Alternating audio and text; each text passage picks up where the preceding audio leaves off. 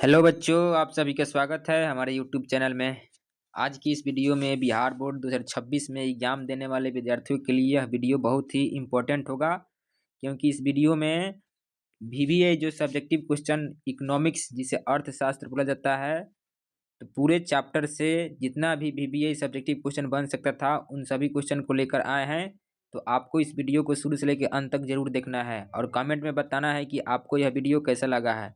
इससे पहले मैं आपको बता दूं कि यदि आप इस चैनल पर नए हैं तो चैनल को जरूर सब्सक्राइब कर लेंगे और बेल आइकन को प्रेस कर लेंगे, क्योंकि आपको इस चैनल पर जो भी वीडियो डाला जाएगा तो उसका नोटिफिकेशन सबसे पहले मिलेगा। और अपने दोस्तों को ज़रूर सजेशन करें कि यह चैनल बिहार बोर्ड के बच्चों के लिए काम करता है और वीवीआई क्वेश्चन को सॉल्व कराता है। तो चलिए स्टार्ट करते हैं। पहला क्वेश्चन है कि अर्थव्यवस्था किसे कहते हैं, इनके दो कार्य कौन कौन से हैं। तो इसका आंसर आप लिख सकते हैं कि अर्थव्यवस्था से तात्पर्य वैसी क्रियाओं का संपादन जिसमें आर्थिक उत्पादन निहित होता है। आर्थर लेविस ने अर्थव्यवस्था के संबंध में कहा था कि अर्थव्यवस्था का संबंध किसी राष्ट्र के संपूर्ण व्यवहार से होता है, जिसके आधार मानवीय आवश्यकताओं की संतुष्टि के लिए वह अपने संसाधनों का प्रयोग करता है। उसके बाद जो नाउन ने कहा था कि अर्थव्यवस्था आजीविका की अर्जन की एक प्रणाली है और उसने भी कहा था कि अर्थव्यवस्था आर्थिक क्रियाओं का एक संगठन है जिसका अंतर्गत लोग कार्य का मौका पाकर अपनी आजीविका का संपादन करते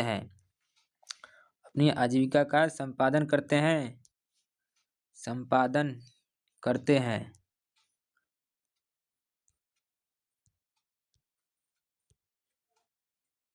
और अर्थव्यवस्था के दो कार्य इस प्रकार से हैं। पहला कार्य है कि लोगों की आवश्यकताओं की संतुष्टि के लिए विभिन्न प्रकार की वस्तुएं एवं सेवाओं का उत्पादन करना, और दूसरा कार्य है कि लोगों का रोजगार का अवसर प्रदान करना। ये अर्थव्यवस्था का काम है। तो आप इसको इस प्रकार से लिख करके याद कर लेंगे। 2 नंबर प्रश्न है कि पूंजीवादी अर्थव्यवस्था क्या है, इसके अवगुणों की विवेचना कीजिए। तो इसका आंसर आप लिख सकते हैं कि पूंजीवादी अर्थव्यवस्था का अर्थ वह अर्थव्यवस्था है जिसमें उत्पादन के प्रमुख क्षेत्रों में निजी उद्यम पाया जाता है, जो निजी लाभ के लिए काम करता है। इसके साथ ही आप लिख सकते हैं कि पूंजीवादी अर्थव्यवस्था के क्या अवगुण हैं। तो इसमें आप लिख सकते हैं कि पहला कि संपत्ति एवं आय की असमानताएं। आय की असमानताओं के कारण देश की संपत्ति व पूंजी का केंद्रीकरण कुछ ही व्यक्तियों के हाथ में रहता है और समाज में गरीब और अमीर के बीच खाई बढ़ जाती है।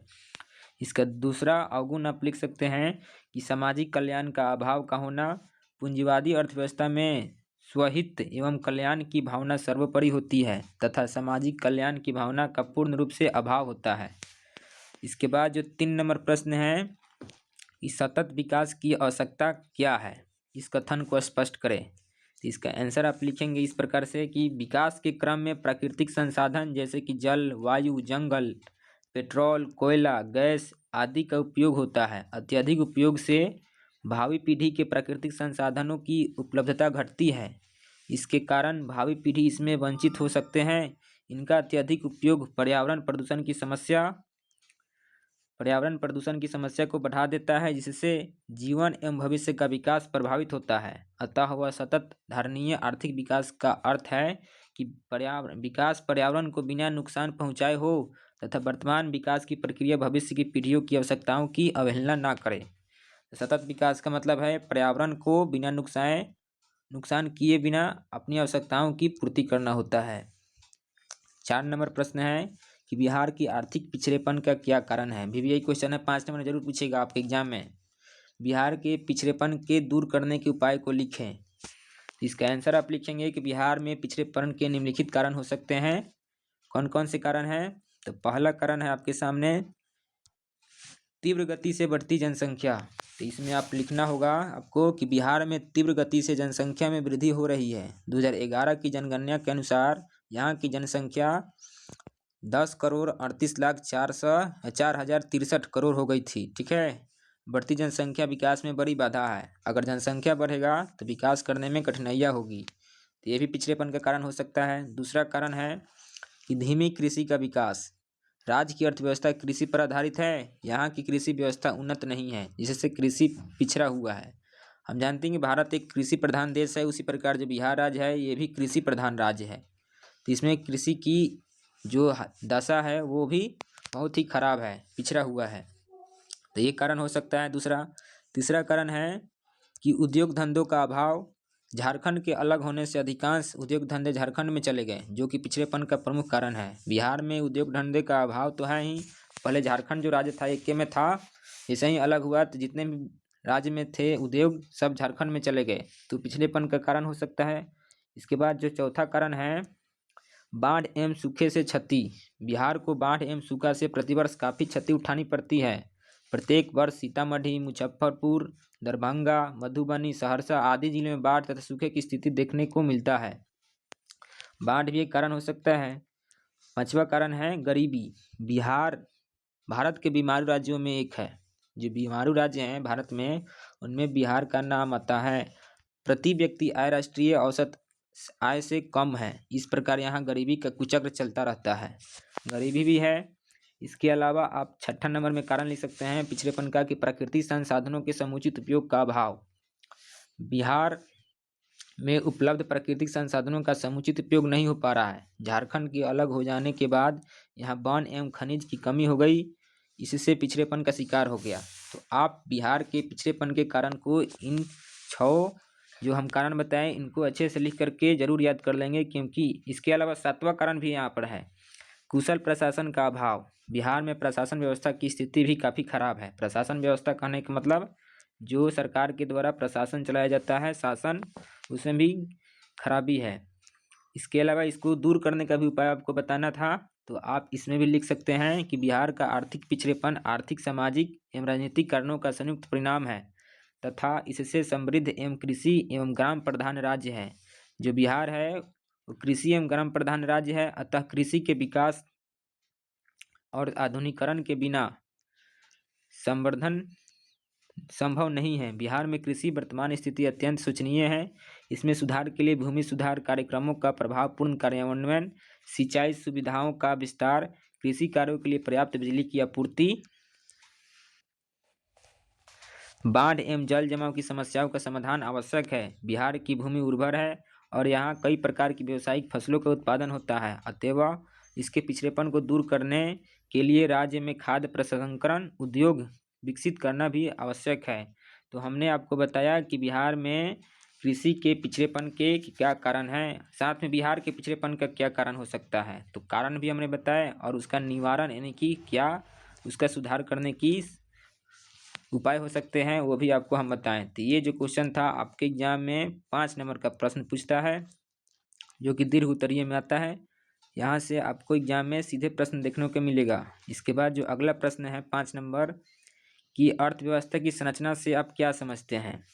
अर्थव्यवस्था की संरचना से आप क्या समझते हैं, इनके कितने भाग में बांटा गया है।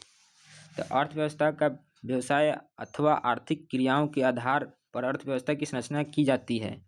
अर्थव्यवस्था के अंतर्गत कई सारगर्भित तथ्य जैसे कि उत्पादन, उपभोग, विनिमय आदि आते हैं।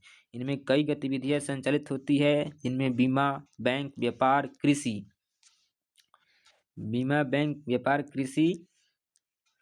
और इसके अलावा संचार आदि उल्लेखनीय है। इन क्रियाओं के आधार पर अर्थव्यवस्था को प्रमुख 3 भागों में विभाजित किया गया है। तो अर्थव्यवस्था को कितने भागों में बांटा गया है, इन क्रियाओं के आधार पर 3 भागों में। तो पहला भाग है प्राथमिक क्षेत्र। पहला भाग का नाम है प्राथमिक क्षेत्र। प्राथमिक क्षेत्र में कृषि, उद्योग व व्यवसाय सर्वाधिक महत्वपूर्ण है, इसलिए इस क्षेत्र को कृषि क्षेत्र कहा जाता है। प्राथमिक क्षेत्र को कृषि क्षेत्र कहा जाता है। आर्थिक विकास के प्रारंभिक काल में कृषि पर विशेष बल दिया गया, क्योंकि इसमें कम पूंजी की आवश्यकता होती थी। वर्तमान समय में भी कृषि भारतीय अर्थव्यवस्था का सबसे महत्वपूर्ण क्षेत्र है। यह क्षेत्र उद्योगों को कई मूलभूत सुविधाएं प्रदान करता है। कृषि के अलावा पशुधन, वन, मत्स्य पालन आदि संबंधित तथ्य आते हैं। इस क्षेत्र में कृषि के अलावा पशुपालन, वन, मत्स्य पालन इत्यादि भी आते हैं। तो कृषि क्षेत्र में मतलब कि प्राथमिक क्षेत्र में ये सब आएंगे। इसके अलावा जो द्वितीयक क्षेत्र होगा, द्वितीयक क्षेत्र के अंतर्गत मुख्य रूप से खनिज एवं उद्योग जगत आते हैं। इसलिए इस क्षेत्र को औद्योगिक क्षेत्र कहा जाता है। प्राथमिक क्षेत्र को कृषि क्षेत्र और द्वितीयक क्षेत्र को औद्योगिक क्षेत्र कहा जाता है। वस्तुतः किसी देश के आर्थिक विकास में खनिज संसाधनों का विशेष महत्व होता है। इससे आधुनिक सभ्यता के विकास का आधार माना गया है। द्वितीयक क्षेत्र का विकास करने में प्राथमिक क्षेत्र भी विकसित होने लगते हैं। जैसे ही द्वितीयक क्षेत्र का विकास होता है तो प्राथमिक क्षेत्र अपने आप विकसित होने लगते हैं। इसके अंतर्गत विभिन्न प्रकार के निर्माण, उद्योग, ऊर्जा आदि आते हैं। भारतीय अर्थव्यवस्था में प्राथमिक क्षेत्र और द्वितीयक क्षेत्र का कुल योगदान लगभग आधा हिस्सा है। प्राथमिक क्षेत्र और द्वितीयक क्षेत्र का भारतीय अर्थव्यवस्था में आधा है, 50%। इसके अलावा जो 3 नंबर तृतीयक क्षेत्र है कि इस क्षेत्र में व्यापार, परिवहन, संचार व्यवस्था अथवा सामाजिक सेवाओं का स्थान आता है। इस क्षेत्र में विकसित होने से अधिक प्राथमिक द्वितीयक क्षेत्रों की उत्पादन कुशलता भी बढ़ जाती है। हाल के आंकड़ों के अनुसार भारतीय अर्थव्यवस्था का यह एक प्रमुख अंग बन गया है, जिसका योगदान 56% है, जो स्वतंत्रता प्राप्ति के समय से 2 गुना है। और तृतीयक क्षेत्र को हम सेवा क्षेत्र के नाम से भी जानते हैं। सेवा क्षेत्र, तृतीयक क्षेत्र को सेवा क्षेत्र के नाम से भी जाना जाता है। आप ये भी याद रखें, प्राथमिक क्षेत्र को कृषि क्षेत्र और द्वितीयक क्षेत्र को औद्योगिक क्षेत्र और तृतीयक क्षेत्र को सेवा क्षेत्र। ये तीनों 3 नंबर का ऑब्जेक्टिव होता है, बिहार बोर्ड के द्वारा आपके एग्जाम में पूछ लिया जाता है। इसके बाद 6 नंबर प्रश्न है कि वैश्वीकरण के प्रमुख अंगों की चर्चा करें। वैश्वीकरण के निम्नलिखित प्रमुख 5 अंग है।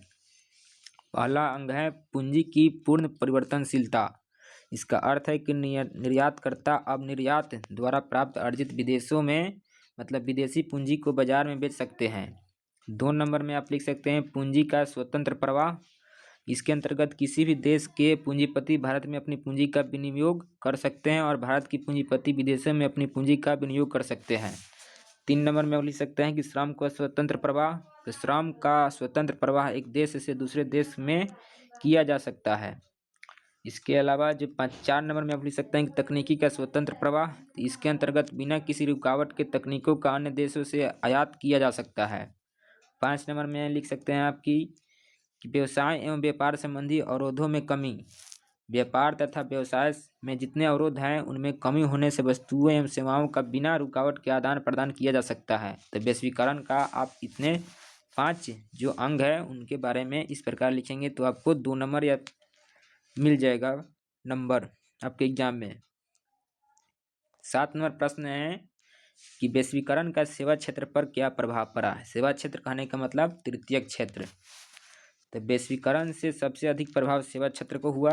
आज देश की सॉफ्टवेयर कंपनियां एवं इंजीनियर विश्व भर में फैले हुए हैं। इनके द्वारा प्रदत्त सेवाओं का लाभ विदेशी स्थित बैंक जैसे कि बहुराष्ट्रीय कंपनियां एवं अन्य निजी व्यापारिक तथा सरकारी प्रतिष्ठान ले रहे हैं। कॉल सेंटर विदेशी कंपनियों के ग्राहक सेवा केंद्र के रूप में कार्य करते हैं। आज आंकड़ा प्रविष्ट अभिलेखांकन, लेखांकन, बैंकिंग सेवा, चिकित्सा संबंधित परामर्श, पुस्तक, पत्रिका डिजाइनिंग जैसे कई अन्य सेवाएं भी विश्व के अन्य देश में भारत को निर्वात कर रहे हैं। और इस प्रकार भारत विश्व में व्यापार प्रक्रिया बाह्य स्रोतीकरण के प्रमुख गंतव्य के रूप में उभरा है और विश्व सेवा प्रदाता के रूप में प्रतिष्ठित हो गया है। तो वैश्वीकरण का सेवा क्षेत्र पर बहुत ही ज़्यादा प्रभाव था जो हमने आपको बताया। तो आपको इसको लिख करके ये जरूर याद करना है। 8 नंबर प्रश्न है कि भारत में वैश्वीकरण का वर्णन करें। वैश्वीकरण जो है उसको भारत में क्या है उसको वर्णन करना है। तो इसका आंसर आप लिख सकते हैं कि भारत में वैश्वीकरण की आवश्यकता आज के संदर्भ में अति आवश्यक है। विकास की जो स्थिति है उसके लिए उद्योग एवं व्यापार को नई प्रौद्योगिकी और ज्ञान की आवश्यकता है। ऐसी स्थिति में देश में आधुनिक तकनीकी ज्ञान एवं पूंजी को अपनी ओर आकर्षित करने के लिए तथा विश्व बाजार में पूंजी तथा उत्पादित वस्तुओं को भेजने में वैश्वीकरण का महत्व काफ़ी बढ़ गया है। भारत के लिए वैश्वीकरण कई कारणों से आवश्यक है। तो पहला कारण है प्रत्यक्ष विदेशी निवेश को प्रोत्साहन। इसमें आप लिख सकते हैं कि वैश्वीकरण के द्वारा विदेशी निवेश को प्रोत्साहन मिलता है। भारत जैसे विकासशील देश अपने विकास के लिए पूंजी प्राप्त कर सकेगा। तो पहला कारण ये हो गया। और दूसरा कारण में आप लिख सकते हैं कि मानवीय पूंजी की क्षमता का विकास। वैश्वीकरण के लिए 2 मुख्य घटकों का होना आवश्यक होता है, शिक्षा तथा कौशल। इन दोनों घटकों के द्वारा ही मानवीय विकास को आगे बढ़ावा मिल सकता है। 3 नंबर में आप लिख सकते हैं प्रतियोगिता। तो इसमें आप वैश्वीकरण के संसाधनों के आवंटन में कुशलता आएगी, पूंजी निपट अनुपात घटेगा तथा श्रम की उत्पादकता में वृद्धि होगी। इससे देश में विदेशी पूंजी में आधुनिक तकनीक प्रवाहित हो सकेगी। और इसमें चौथा में आप लिख सकते हैं कि अच्छी उपभोक्ता वस्तुओं की प्राप्ति। भारत में वैश्वीकरण की आवश्यकता भारत जैसे विकासशील देशों को अच्छी गुणवत्ता वाली उपभोग की वस्तुओं की तुलना में कम कीमत पर प्राप्त करने के योग्य बनाता है। भारत कौन सा देश है? तो यहाँ पर आपको देखने को मिला है विकासशील देश। ऑब्जेक्टिव आपसे पूछेगा भारत किस श्रेणी में आता है? तो विकासशील देशों की श्रेणी में आता है। इसके अलावा जो 5 नंबर में आप लिख सकते हैं कि नए बाजार तक पहुंचाना। भारत जैसे विकासशील देश के लिए विश्व के बाजारों तक पहुंचाने का एक आम रास्ता वैश्वीकरण ही है। 6 नंबर में आप लिख सकते हैं कि उत्पादन के स्तर को उन्नत करना वैश्वीकरण के माध्यम से ही संभव हो पाता है क्योंकि वैश्वीकरण के द्वारा अच्छे किस्म के मशीन तथा उन्नत तकनीक के उपयोग से उत्पादन के स्तर को ऊपर बढ़ाया जा सकता है। और इसके अलावा 7 नंबर में आप लिख सकते हैं कि बैंकिंग तथा वित्तीय क्षेत्रों में सुधार। देश में विदेशी बैंकों के आगमन से देश की बैंकिंग व वित्तीय व्यवस्था में सुधार होगा। तो भारत में वैश्वीकरण का क्या प्रभाव हो सकता था? आपको इस प्रकार से ये क्वेश्चन जो बताया हमने इस दीर्घ उत्तरीय में पूछेगा 5 नंबर में, जो कि लॉन्ग टाइप में होता है, तो आपको इसे लिख लेना है। इसके बाद जो 9 नंबर प्रश्न है कि उपभोक्ता संरक्षण अधिनियम जो 1986 में जारी किया गया था, इसकी मुख्य विशेषताओं का वर्णन करना है। तो इसको आप इस प्रकार से लिखेंगे कि उपभोक्ता संरक्षण अधिनियम 1986 एक महत्वपूर्ण अधिनियम है। इसमें उपभोक्ताओं को बाजार में बेची जाने वाली वस्तुओं के संबंध में संरक्षण का अधिकार दिया गया है। उपभोक्ता संरक्षण अधिनियम के दायरे में सभी वस्तुओं, सेवाओं तथा व्यक्तियों, चाहे वह निजी या सार्वजनिक क्षेत्र के हो, को शामिल किया गया है।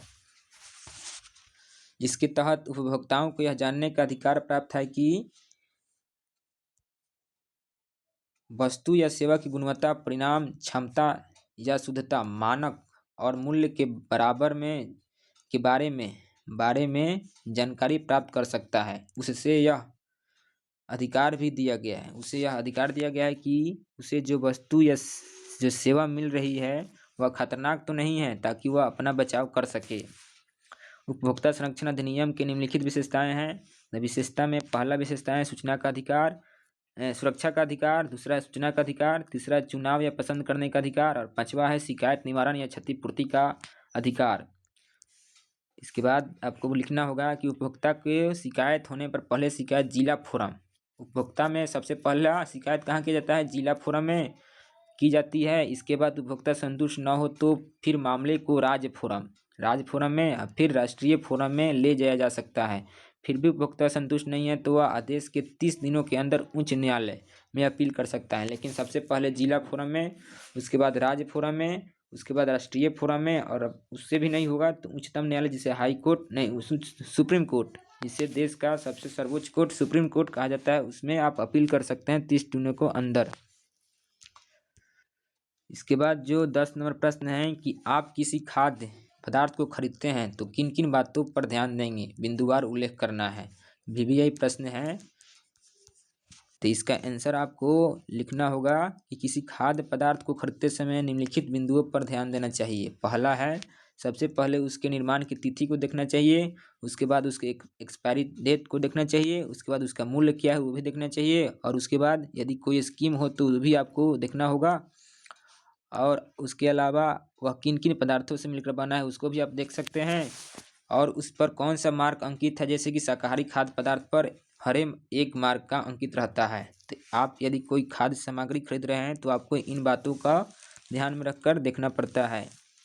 इसके बाद भी यदि मुझे कोई शंका होती है तो उसकी जानकारी तुरंत दुकानदार से लूँगा, तथा संभव हो तो उसे उचित रसीद खरीद के तुरंत बाद प्राप्त करूँगा।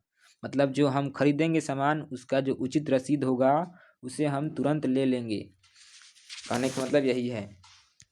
तो आप किसी चीज़ को खरीद रहे हैं तो इन सभी बातों को आपको ध्यान में रखना पड़ेगा। 11 नंबर प्रश्न है कि सूचना के अधिकार कानून से आप क्या समझते हैं, समझाएं। इसमें आप लिख सकते हैं कि सूचना के अधिकार का अर्थ है कोई भी व्यक्ति अभिलेख, ईमेल द्वारा निर्गत आदेश, दस्तावेज, नमूने और इलेक्ट्रॉनिक आंकड़ों आदि के रूप में ऐसी प्रत्येक सूचना प्राप्त कर सकता है जिसकी उसे आवश्यकता हो। यह वर्ष 2005 में एक कानून के तहत पूरे देश में लागू किया गया था। सूचना का अधिकार 2005 में लागू किया गया है। इसके अंतर्गत जिस व्यक्ति को ऐसी कोई भी सूचना प्राप्त हो करनी चाहिए या करनी होगी तो वह लोक सूचना अधिकारी के पास आवेदन कर सकता है। आवेदन प्राप्ति के 30 दिनों के भीतर वह विशेष परिस्थिति में 48 घंटों के भीतर संबंधित व्यक्ति को सूचना उपलब्ध करवाया जा सकता है। यदि कोई पदाधिकारी सूचना उपलब्ध नहीं करता है तो नियमानुसार उसके ऊपर कार्रवाई की जाती है। यह आम जनता के हाथों में एक बड़ी शक्ति है जो लोकतंत्र की एक स्वच्छ छवि को दर्शाता है। सूचना का अधिकार व्यक्तियों के पास होती है, जिससे अगर व्यक्ति जो अधिकारी भी है वो अगर नहीं मानेगा तो आप उस पर कार्रवाई करवा सकते हैं। उपभोक्ता संरक्षण अधिनियम क्या है आपको बताना है। तो इसमें आप लिख सकते हैं कि उपभोक्ता के अधिकारों की रक्षा के लिए बनाया गया एक नियम जो सन 1986 में लागू किया गया था। इसके अंतर्गत धारा में उपभोक्ताओं को निम्न अधिकार प्रदान किए गए हैं। वे कौन कौन से अधिकार हैं तो आपको लिखना होगा: सुरक्षा का अधिकार, सूचना पाने का अधिकार, चुनने तथा पसंद करने का अधिकार, सुनवाई करने का अधिकार, शिकायत निवारण या क्षतिपूर्ति का अधिकार, या उपभोक्ता शिक्षा का अधिकार। तो आपको इतना उपभोक्ता शिक्षा का अधिकार आपको बता सकते हैं। तो सूचना का जो अधिकार है यानी कि जो उपभोक्ता संरक्षण अधिनियम जो था उसमें जो 1986 में लागू किया गया था तो उसमें इन सभी अधिकारों को बताया गया था। तो इसके बाद जो बाकी का क्वेश्चन रह गया है तो इसको हम अगले वीडियो में लेकर आएंगे जो कि पार्ट 2 होगा। पार्ट 2 वीडियो होगा। तो आपको यदि इस चैनल पर नए नए क्वेश्चन देखने को मिला है तो आपको इस चैनल को ज़रूर सब्सक्राइब कर लेना है और दोस्तों के पास शेयर कर देना है और साथ में इसे लाइक भी कर लेना है। धन्यवाद।